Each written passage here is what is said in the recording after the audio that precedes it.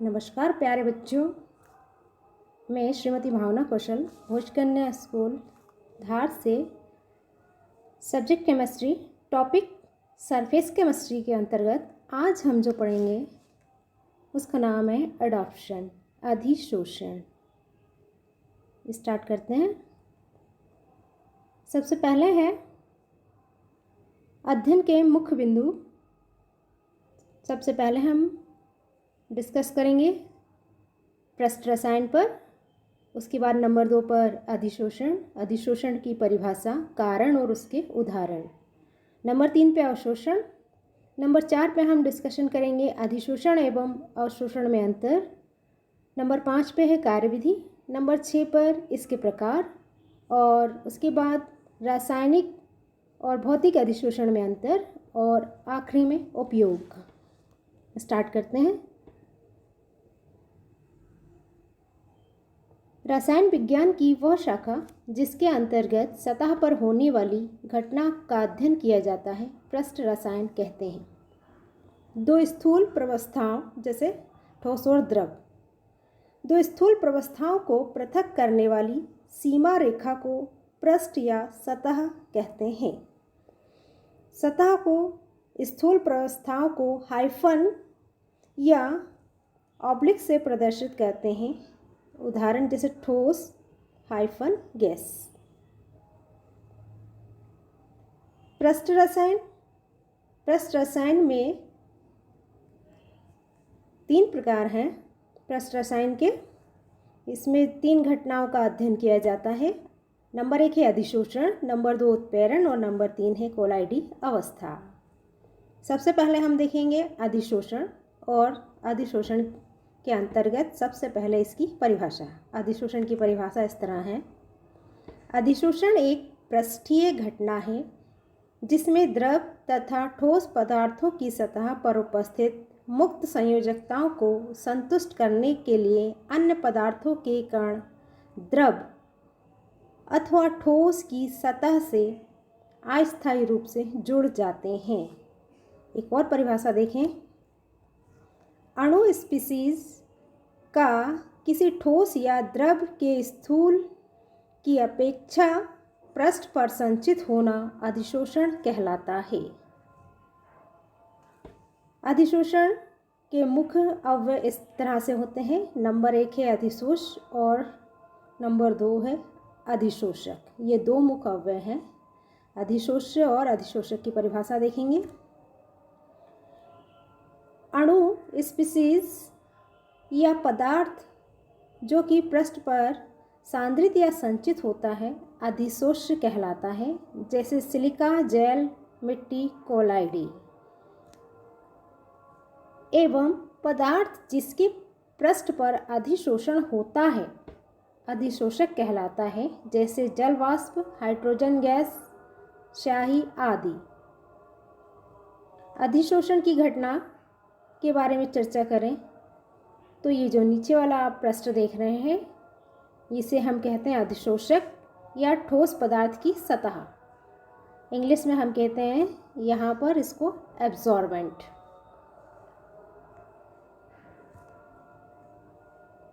ये जो सेकंड देख रहे हैं आप, ये है अधिशोष्य या हम इसको कहते हैं अधिशोषित पदार्थ।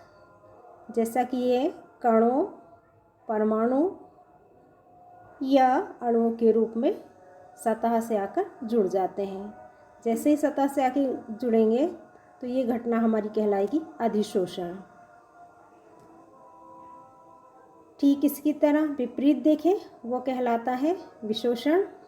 यह आप अधिशोषक पृष्ठ देख रहे हैं जैसा कि डायग्राम में इस तरह से दिए गए। ये है हमारा अधिशोषक पृष्ठ और ये क्या है, हमारे कण हैं, छोटे छोटे कण जो अणु हो सकते हैं, परमाणु हो सकते हैं या जिन्हें हम कहते हैं अधिशोष्य पदार्थ। अधिशोष्य पदार्थ ये इस तरह से आकर अधिशोषक पृष्ठ पर जुड़ जाता है इसके पृष्ठ से।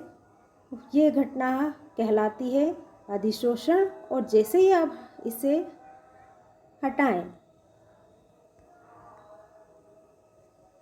ये कहलाएगी विशोषण। पृष्ठ पर जुड़ना अधिशोषण और हटना विशोषण।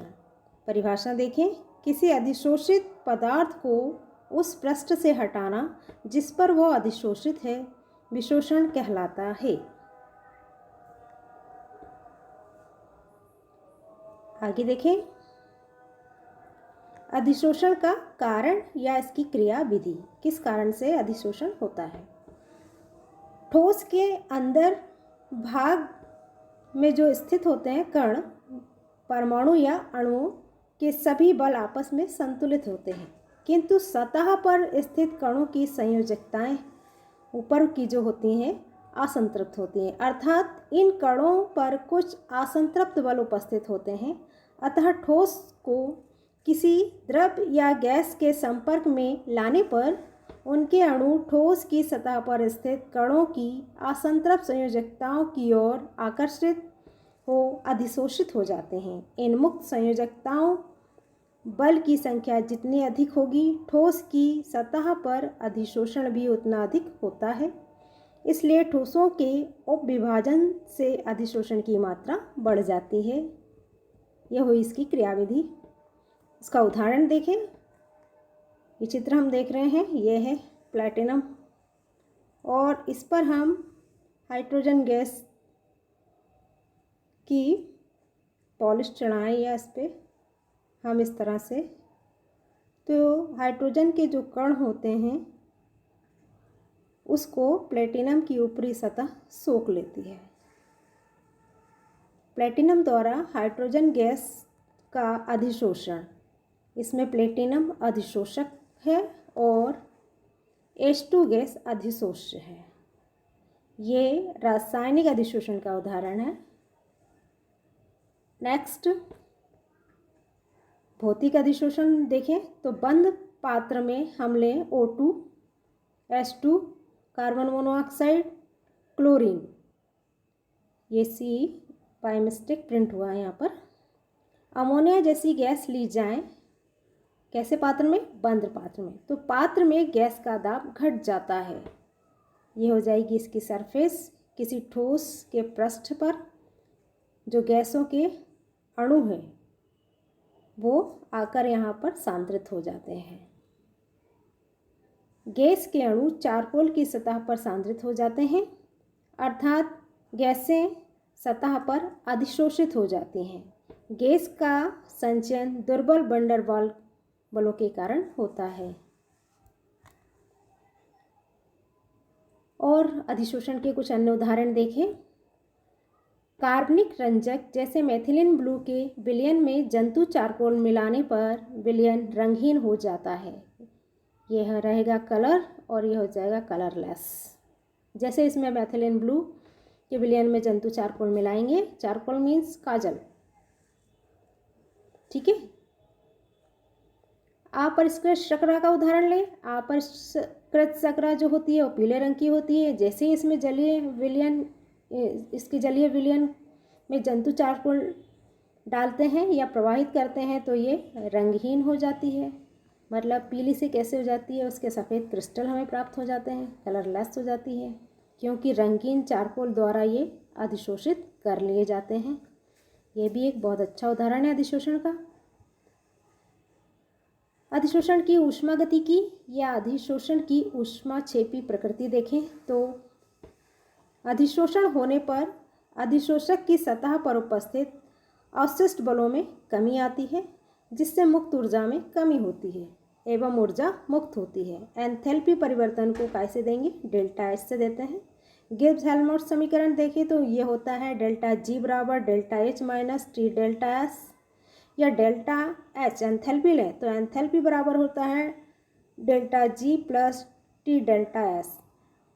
डेल्टा एच यानी एंथैल्पी परिवर्तन ऋणात्मक है, डेल जी एवं डेल एस का मान ऋणात्मक है, अतः अधिशोषण एक ऊष्माक्षेपी प्रक्रम है जिसके होने पर एंथैल्पी में भी कमी आती है। ये हो जाएगी अधिशोषण की ऊष्माक्षेपी प्रकृति। अधिशोषण के अन्य प्रकार एवं उदाहरण देखें तो अधिशोषण दो तरह से हैं। एक धनात्मक अधिशोषण है, दूसरा ऋणात्मक अधिशोषण।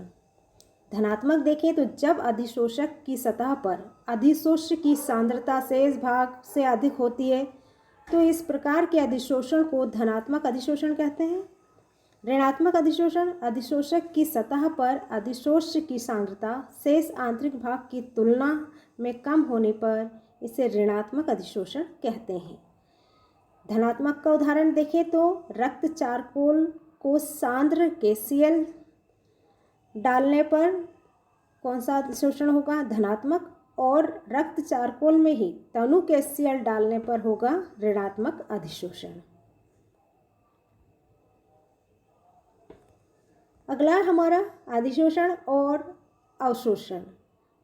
इसमें हम देखें तो अधिशोषण एक पृष्ठीय घटना है, जबकि अवशोषण पदार्थ के अंदर तक होने वाली घटना है, जिसमें पदार्थ के कण दूसरे पदार्थ के भीतर तक यानी अंदर तक समान रूप से वितरित होते हैं। ये हमारा कहलाता है एड्सॉर्प्शन। अधिशोषण में पदार्थ केवल पृष्ठ पर सांद्रित होता है, केवल ऊपर की सतह पर। यह हमारा कहलाएगा एड्सॉर्प्शन और ये कहलाएगा एब्जॉर्प्शन। एक बार परिभाषा फिर से देखें अधिशोषण में। अधिशोषण में केवल पदार्थ पृष्ठ पर सांद्रित होता है तथा अधिशोषक की सतह से स्थूल में प्रवेश नहीं करता, जबकि अवशोषण में पदार्थ संपूर्ण स्थूल में वितरित हो जाता है। दोनों हो गए, आगे चलते हैं।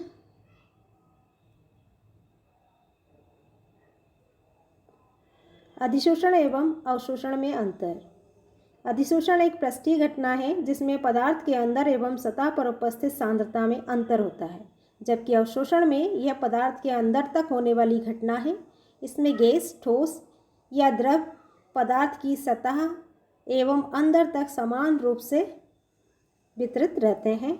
दूसरा पॉइंट है अधिशोषण वेग प्रारंभ में तीव्र और बाद में कम हो जाता है, जबकि अवशोषण में जो वेग होता है पूरे समय एक जैसा होता है। तीसरा अंतर देखें, अधिशोषण में साम्य अवस्था बहुत कम समय में प्राप्त हो जाती है, अवशोषण में साम्य अवस्था प्राप्त होने में अधिक समय लगता है। चौथा है अधिशोष्य को अधिशोषक से आसानी से अलग कर सकते हैं, इसे विशोषक कहते हैं। पृथक करने के लिए विशेष विधि की आवश्यकता होती है अवशोषण में। पांचवा पॉइंट है यदि अधिशोषण में हम ग्राफ खींचें तो वक्र प्राप्त होता है और अवशोषण में ग्राफ खींचने पर सरल रेखा प्राप्त होती है। ये हो गए इसके मुख्य 5 अंतर, अच्छे से याद कर लीजिए। अधिशोषण के और प्रकार देखें अवस्था के आधार पर तो भौतिक अधिशोषण और रासायनिक अधिशोषण। तो भौतिक अधिशोषण में है यदि किसी ठोस के पृष्ठ पर गैस का संचयन दुर्बल वैन डर वाल बलों के कारण होता है तो उसे भौतिक अधिशोषण कहते हैं। रासायनिक अधिशोषण जब गैस के अणु या परमाणु ठोस पृष्ठ पर रासायनिक बंधु से जुड़ते हैं तो अधिशोषण रासायनिक अधिशोषण या रसोशोषण या लेग्यूमर अधिशोषण कहलाता है। अंतर देखें भौतिक और रासायनिक अधिशोषण में तो पहला है बल के आधार पर, यह वैन डर वाल बलों के कारण होता है, और रासायनिक अधिशोषण नाम से प्रतीत है कि यह रासायनिक बंध बनने के कारण होता है। दूसरा अंतर भौतिक अधिशोषण में यह प्रकृति में विशिष्ट नहीं है, रासायनिक में देखें तो यह प्रकृति में अति विशिष्ट है। तीसरा पॉइंट इसकी प्रकृति उत्क्रमणीय होती है, मतलब दोनों दिशा में चलता है, अग्र और पश्च। रासायनिक में देखें तो अनुत्क्रमणीय होता है, केवल एक ही डायरेक्शन में चलता है। चौथा अंतर एंथैल्पी के आधार पर देखें तो अधिशोषण की एंथैल्पी है 20 से 40 किलो जूल मोल इनवर्स और रासायनिक अधिशोषण की एंथैल्पी है 30 से 250 किलो जूल मोल इनवर्स। भौतिक अधिशोषण ताप बढ़ने पर घटता है, जबकि रासायनिक अधिशोषण ताप बढ़ने पर बढ़ता है। भौतिक अधिशोषण का लास्ट पॉइंट है ये बहु अणुक परतों के रूप में होता है, परमाणित होता है, और यह केवल एकल अणु परत के रूप में फलित होता है। इसमें बहुअणुक परत होती है और इसमें एक अणु परत होती है। कारक देखेंगे अब हम। ठोसों पर गैसों के अधिशोषण को प्रभावित करने वाले कारक निम्न प्रकार हैं। सबसे पहले अधिशोष्य गैस की प्रकृति।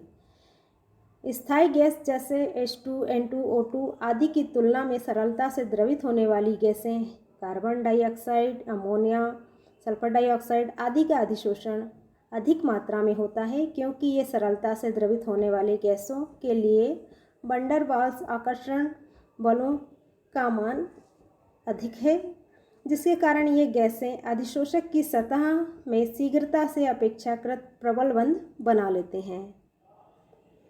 दूसरा देखें कारक अधिशोषक ठोस की प्रकृति तथा सतह का क्षेत्रफल। इसमें एक प्रश्न बनता है कि गैस मास्क में चारकोल का महीन पाउडर क्यों प्रयुक्त किया जाता है, उसका आंसर भी आ जाएगा इसमें। अधिशोषक का पृष्ठ क्षेत्रफल जितना अधिक होता है वह गैसों का उतना ही अधिशोषण करता है। ठोस का रंध्रहीन पदार्थों की तुलना में सरंध्र, रंध्रहीन यानी बिना छेद वाले, और सरंध्र यानी जिनमें बारीक बारीक छेद होते हैं। सरंध्र एवं बारीक चूर्ण रूप से ठोस पदार्थों जैसे चारकोल, निकिल, मुल्तानी मिट्टी आदि में अधिक अवशोषण होता है, क्योंकि इनका पृष्ठ क्षेत्रफल व मुक्त संयोजकताएं अधिक होती है। यही कारण है कि गैस मास्क में महीन चारकोल पाउडर का प्रयोग किया जाता है और अधिकांश उत्प्रेरक महीन चूर्ण के रूप में ही प्रयुक्त किए जाते हैं। तीसरा कारक देखें, अधिशोषित गैस की परत की मोटाई। अधिशोषित गैस की मात्रा तथा साम्यावस्था दाब से संबंधित समतापी का अध्ययन करके वैज्ञानिक लैंग्यूमर ने प्रदर्शित किया कि निम्न दाब पर भौतिक रूप से अधिशोषित गैस केवल एक आणविक परत बनाती है। भौतिक वाली अभी अपन ने पढ़ा था ना अंतर में, लेकिन अधिक दाब पर बहुआण्विक परत बनाती है। रासायनिक अधिशोषण में गैस के अधिशोषित परत की मोटाई एक आणविक परत होती है। चौथा है कारक तापमान। अधिशोषण एक ऊष्माक्षेपी प्रक्रम है, अतः ली शातेलिए के नियम अनुसार ताप में वृद्धि करने से अवशोषण कम होता है। स्थिर दाब पर अधिशोषण की मात्रा x/m तथा ताप के मध्य खींचे गए वक्र को अधिशोषण समदाबी वक्र कहते हैं, जहाँ x है अधिशोष्य की मात्रा और m है अधिशोषक की मात्रा। ये है दो है वक्र। पहले वाले में भौतिक अधिशोषण का वक्र है x/m और टाइम, x पर लिया है टाइम और y एक्सिस पे लिया है x/m। x है अधिशोषक की मात्रा और m है अधिशोषक की मात्रा। इसी तरह रासायनिक अधिशोषण में लिया है x एक्सिस पर टाइम लिया है और y पे लिया है x/m। यहाँ पर हमको इस तरह से ये वक्र मिलता है, इस तरह से कर्व वाला, और भौतिक अधिशोषण में ये नीचे से ऊपर से नीचे आ रहा है। लास्ट है हमारा कारक दाब। अधिशोषक द्वारा अधिशोषित गैस की मात्रा में स्थिर ताप पर दाब के साथ परिवर्तन एक वक्र के माध्यम से व्यक्त किया जाता है, जिसे अधिशोषण समतापी कहते हैं, या इसको मुख्य रूप से आता है परीक्षा में फ्रेंडलिक समतापी वक्र किसे कहते हैं। फ्रेंडलिक वैज्ञानिक का नाम है। फ्रेंडलिक ने 1909 में ठोस अधिशोषक के इकाई द्रव्यमान द्वारा एक निश्चित ताप पर अधिशोषित गैस की मात्रा एवं दाब के मध्य एक प्रयोगात्मक संबंध दिया। संबंध को निम्न समीकरण द्वारा व्यक्त किया गया, x/m बराबर k × p/n, कोष्टक में है n < 1, जहाँ x अधिशोषक और m द्रव्यमान है। इसका वक्र देखें तो हमको यहाँ पर दाब और x/m के बीच वक्र खींचते हैं तो 3 वक्र मिल रहे हैं। एक मिल रहा है 195 केल्विन पर, दूसरा 244 केल्विन पर, तीसरा मिल रहा है 273 केल्विन पर। ये 3 वक्र प्राप्त हो रहे हैं, जहाँ x अधिशोषक के m द्रव्यमान द्वारा p पर अधिशोषित गैस का द्रव्यमान है। समीकरण में देखें तो K एवं N स्थिरांक है। वक्र में देखें, वक्र में एक निश्चित दाब पर ताप बढ़ाने से भौतिक अधिशोषण यहाँ पर घट रहा है, तीनों में ही देखें घटता है, और वक्र उच्च दाब बढ़ते क्रम में प्रतीत होते हैं। दाब के रूप में देखें तो बढ़ते हुए क्रम में प्रतीत हो रहे हैं, और ताप बढ़ने से अधिशोषण, भौतिक अधिशोषण घट रहा है। यहाँ ध्यान देने योग्य है ये। आगे और देखें तो इस समीकरण का हम लघुगणक लें, लॉग लगा दें समीकरण में। लॉग x/m बराबर log k plus 1/n log p। Freundlich समतापी वक्र में हम ये देखें तो इस आलेख में लॉग x/m को हम लेंगे y एक्सिस पर और लॉग p को लेंगे x एक्सिस पर, तो हमको एक सीधी रेखा प्राप्त होती है। जहाँ ढाल देखें तो 1/m और इसका y एक्सिस पर अंतःखंड देखें, ये है नीचे की तरफ लॉग k। इस तरह से हमको ये ग्राफ मिलता है। फ्रेंडलिक समतापी वक्र की में जो हम देख रहे हैं लॉग x/m को y अक्ष पर और लॉग p को x एक्सिस पर लिया है। यदि सीधी रेखा आती है तो फ्रेंडलिक समतापी वक्र प्रमाणित है, और सीधी रेखा प्राप्त नहीं होती है तो ये प्रमाणित नहीं है। ठीक, इसकी व्याख्या करें। फ्रेंडलिक समतापी अधिशोषण के व्यवहार की व्याख्या संकेत व्याख्या करते हैं। गुणक n 1/n का मान 0 एवं 1 के मध्य होता है। अनुमानित सीमा 0.1 से 0.5, अतः समीकरण 5.2 दाब के सीमित विस्तार तक ही लागू होती है, क्योंकि 1/n बराबर 0 या x/m बराबर स्थिरांक, अतः अधिशोषण दाब से यह स्वतंत्र है।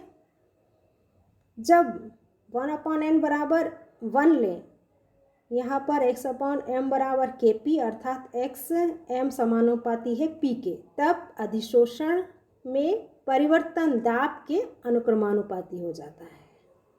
ठीक, दोनों ही प्रतिबंधों का प्रायोगिक परिणामों से समर्थन होता है। प्रायोगिक समतापी सदैव उच्च दाब पर संतृप्तता की ओर अभिगमन करते हुए प्रतीत होते हैं।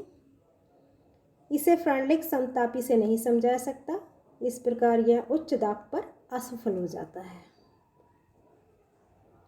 अधिशोषण के अनुप्रयोग उच्च निर्वात उत्पन्न करने में। अत्यधिक उच्च निर्वात उत्पन्न करने के लिए निर्वात पंप द्वारा निर्वातित पात्र में से लेश मात्र वायु, जरा सी भी वायु बची है उसको चारकोल पर अधिशोषित करके निकाल दिया जाता है या निकाल सकते हैं। Gas mask. गैस मास्क का उपयोग कोयले की खानों में सांस लेते समय विषैली गैसों को अधिशोषित करने के लिए किया जाता है। आर्द्रता पर नियंत्रण। सिलिका जेल एवं एल्युमिनियम जेल का उपयोग नमी को दूर करने एवं आर्द्रता को नियंत्रित करने के लिए किया जाता है। जब आप बॉटल खरीदते हैं तो उसमें से जो निकलती हैं ना छोटी छोटी पैक रहती हैं वो बॉटल के अंदर, वो होती है सिलिका जेल। विलयनों से रंगीन पदार्थों को हटाना। जानता चारकोल विलयनों की रंगीन अशुद्धियों को अधिशोषित कर रंग हटा देता है। उसमें शुगर वाला उदाहरण है। अधिशोषण के अन्य उपयोग देखें तो अधिशोषक सूचक कुछ अवक्षेपों की सतह पर सिल्वर हैलाइड, इयोसिन आदि कुछ रंजकों को अधिशोषित कर सकती है। इस प्रकार अंतिम बिंदु पर अभिलाक्षणिक रंग प्रदान करती हैं। व्याधियों के उपचार में अनेक औषध कीटाणु को अधिशोषण द्वारा मारने में प्रयुक्त होता है। वर्णलेखीय विश्लेषण अधिशोषण की परिघटना एवं आधारित वर्णलेखीय विश्लेषक के वैश्लेषिक एवं औद्योगिक क्षेत्रों में अनेक उपयोग हैं। 8वां है अक्रिय गैसों का पृथक्करण। अक्रिय गैसों जैसे नारियल चारकोल पर विभिन्न तापों पर अधिशोषित करके इसको पृथक किया जा सकता है। ये हो जाएंगे अधिशोषण के उपयोग। एग्ज़ाम में पूछे जाएंगे, जितने पूछ जाएँ उतने लिखने हैं, उतने नंबर मिलेंगे। प्रश्न इस तरह से आते हैं। अधिशोषण की परिभाषा एवं उदाहरण लिखें। अवशोषण और अधिशोषण में अंतर। अधिशोषण का कारण स्पष्ट करें। अधिशोषण के प्रकार बताएं। भौतिक अधिशोषण और रासायनिक अधिशोषण में अंतर स्पष्ट करें। फ्रेंडलिक समतापी वक्र को स्पष्ट करें। अधिशोषण के उपयोग लिखिए।